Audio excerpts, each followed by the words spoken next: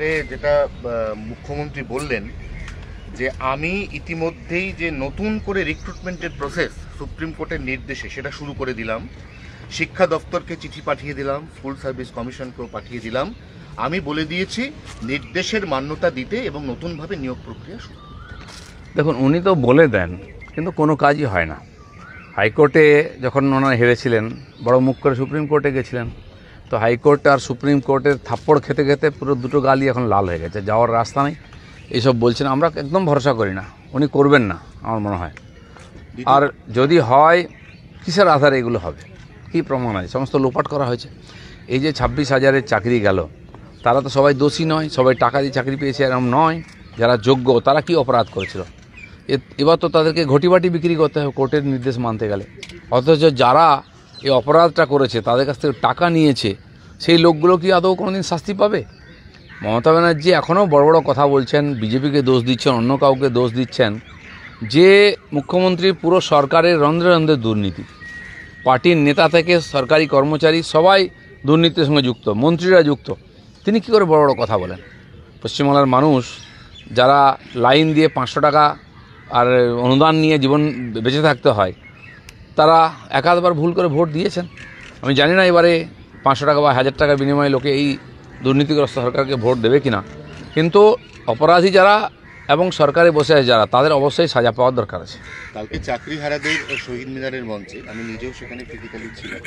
তাদের বক্তব্য হচ্ছে যে বিকাশ রঞ্জন ভট্টাচার্য তাদের ক্ষতি করে গেছেন, তৃণমূল সরকার তো ক্ষতি করেইছেন, এবং আপনার নাম করে, শুভেন্দু অধিকারীর নাম করে, সুকান্ত মজুমদারের নাম করে তারা বলেছেন যে এই 26,000 লাশের ওপর দিয়ে আপনারা 26 সালে ক্ষমতায় আসতে চাইছেন। শুনুন, এটা তো বলতেই হবে, কারণ তারা অপরাধ করেছেন, তারা জানেন।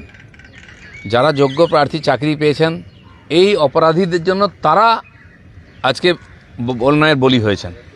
এই যে পুরো সিস্টেমকে যারা অপরাধী করেছে, তারা হয়তো টাকা আছে বা নিয়েছেন, দিয়ে দেবেন, কিন্তু যে সৎ মানুষগুলি, যারা যোগ্য প্রার্থীরা চাকরি পেয়েছেন, চাকরি গেল, তাদেরকে যে টাকা ফেরত দিতে হবে, তাদের হাতে কোনো সম্পত্তি নয়, যে টাকা সব খরচা করেছেন, তারা কি অপরাধ করেছিল?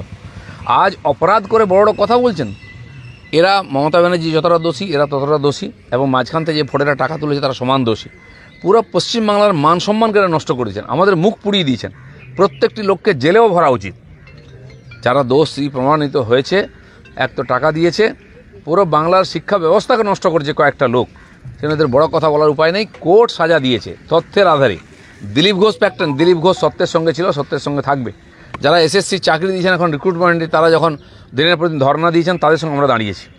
যারা ডিপ্রাইভ হয়েছে, যারা বিনা কারণে অন্যায়ের শিকার হয়েছে, আমরা তাদের সঙ্গে লড়বো। কিন্তু যারা চোর, যারা চাকরি কেনে, তাদের সঙ্গে আমরা কখনো দাঁড়াবো না। এই ক্ষেত্রে যেটা সবথেকে গুরুত্বপূর্ণ প্রশ্ন উঠছে, 26-এর ভোট আসছে, অভয় আমরা ভুলে গেছি, আমরা কি এই 26,000ও 26-এর আগে ভুলে যাবো সবাই? মানে অন্যভাবে মানুষের স্মৃতি তো ছোট, মানুষকে এমনভাবে এখানে চাপে রাখা হয়েছে, তার এদিক ওদিক তাকাবার মতো সময় নেই, অবস্থাও নেই। তাকে বেঁচে থাকার জন্য সংঘর্ষ করতে হয়। কিন্তু সারা বছর কোনো না কোনো সরকারের অকম্মা নীতি, অযোগ্যতা, অপরাধের জন্য আমাদেরকে আন্দোলন করতে হয়, চলতেই থাকবে। মানুষের স্মৃতিতে এগুলো সব থাকছে। আমার মনে হয় 26-এর ইলেকশনে তারা ভাববেন এটা, যে কতদিন এই পাপী সরকারকে মাথায় করে বয়ে বেড়াবেন। 26,000 চাকরি ইতিমধ্যেই বাতিল হয়েছে, সেখানে বিজেপি এবং সিপিএম এর ঘাড়ে দায় চাপাচ্ছেন মুখ্যমন্ত্রী। টাকা নিল মুখ্যমন্ত্রীর বাড়ির লোকেরা, পার্টির লোকেরা, সরকারের লোকেরা, হয়তো ওনার পরিবারের থেকে বেনিফিশিয়ারি, আর দোষ হলো সিপিএম কংগ্রেসে। উনি কি এখনও মানুষকে এরকম ভাবছেন? মানুষের পিঠ দেওয়ালে ঠেকে গেছে, মানুষ এর যোগ্য বিচার করবে। মমতা ব্যানার্জি বলেছেন স্টাডি করতে দিলে আমরাই তো খুঁজে বার করতাম কারা যোগ্য কারা অযোগ্য, সেই সুযোগটাই তো আমাদের। এতদিন কী করছিলেন আপনি? দিব্যি টাকা পয়সা নিয়ে খেয়ে হজম করে বসেছিলেন। মানুষ বাধ্য হয়ে কোর্টে গেছে। কেন? এখানে সরকারের প্রত্যেকটি ফয়সালার বিরুদ্ধে মানুষকে কোর্টে যেতে হয়, কারণ হয় আপনি সিদ্ধান্ত নেন না, নাহলে সত্যকে চাপা দিয়ে সবসময় মিথ্যাকে সামনে নিয়ে আসেন, দোষীদের বাঁচাবার চেষ্টা করেন।